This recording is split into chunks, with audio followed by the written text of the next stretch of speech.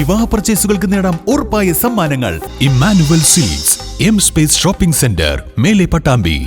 പട്ടാമ്പി ചാലിശ്ശേരി പാതയിൽ അറ്റകുറ്റപ്പണികൾ പാടെ തകർന്നു കിടക്കുന്ന റോഡിന്റെ ശോചനീയാവസ്ഥയ്ക്കെതിരെ വ്യാപക പരാതിയാണ് ഉണ്ടായിരുന്നത്.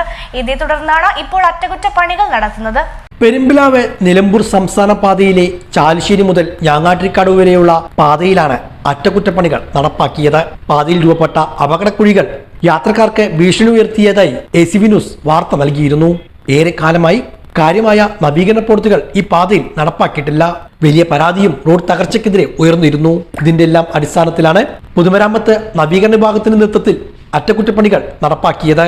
മഴ പൂർണ്ണമായും വിട്ടു നിൽക്കുകയാണെങ്കിൽ വരും ദിവസങ്ങളിൽ ബാക്കിയുള്ള ഭാഗങ്ങളിലെ കുഴികൾ കൂടി നികത്താനാകുമെന്ന് അധികൃതർ വ്യക്തമാക്കി.